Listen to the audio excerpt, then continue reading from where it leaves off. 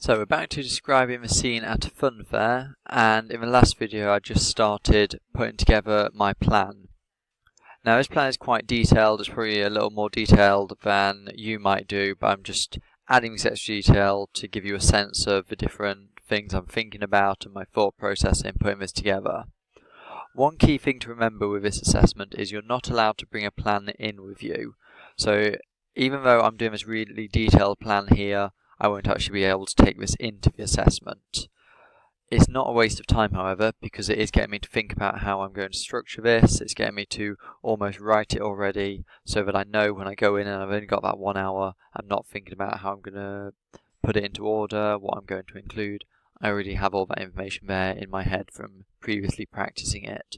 So I strongly recommend you make a plan before you come into the controlled assessment.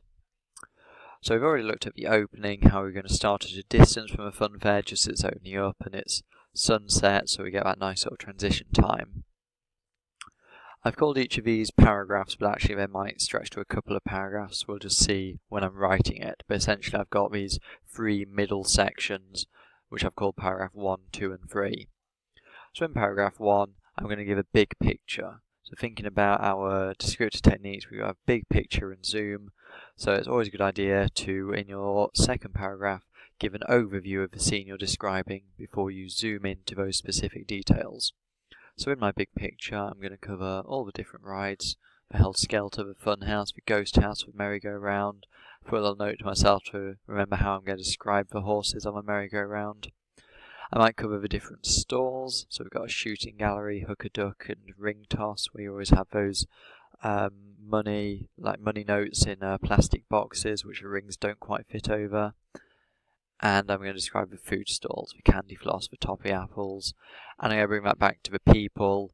So maybe the children run in, they don't know where to go first, they want to go everywhere, and the young teens, of course, they're going to head for the biggest and scariest rides first.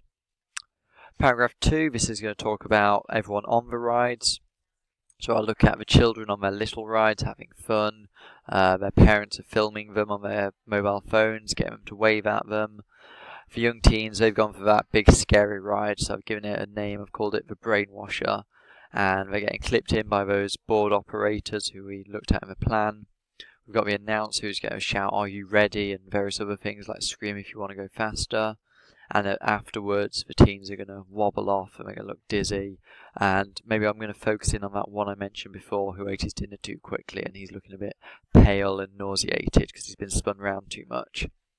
I could also cover the dodgems, the families who are trying to have a nice ride and they're trying to avoid the aggressive older teens who are trying to ram each other.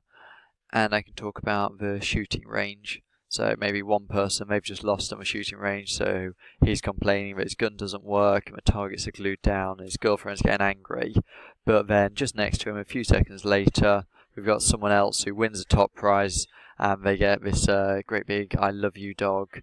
So it's got maybe a love heart on it that says "I love you", and he's won that for his girlfriend, so she's obviously happy.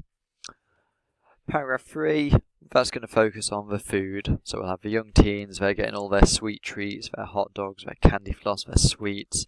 Maybe they're having a competition to see who can get the most marshmallows in their mouth, and inevitably that one who ate his dinner really quickly and has been on a spinning round ride, he's sick after eating all these marshmallows. So that's just a little detail, it gives a sort of a thread running all the way through.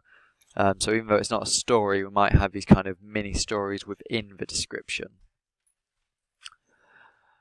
I then got a child biting into a toffee apple, so that was an image I particularly liked in my plan.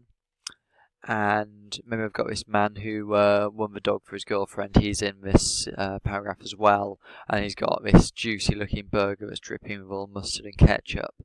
And maybe I'll add a bit more detail. Maybe some of that ketchup squirts out somewhere. Maybe he's holding that dog under one arm while holding his burger in the other hand, and maybe some of the ketchup and mustard squirts out onto the dog's fur, and I can do an image of that all dripping down. For the closing, I'm going to describe when the fun fair closes. So announcers saying last chance to go on the rides.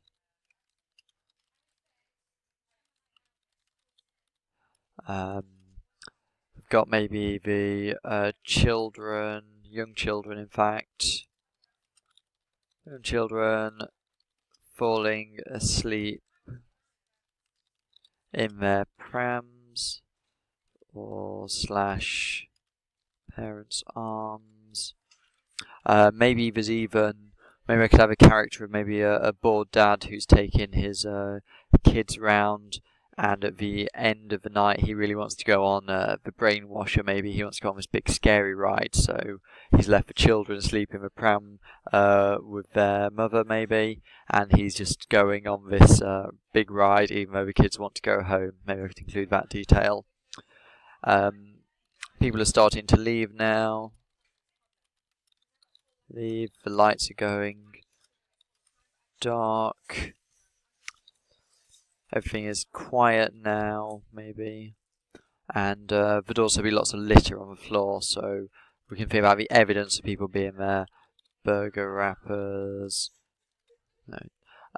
plastic cups on the floor. So we've got all the litter left behind. And we can finish with this image of the image of moonlight glinting on the silent rides, and that will give us a strong image just at the end there.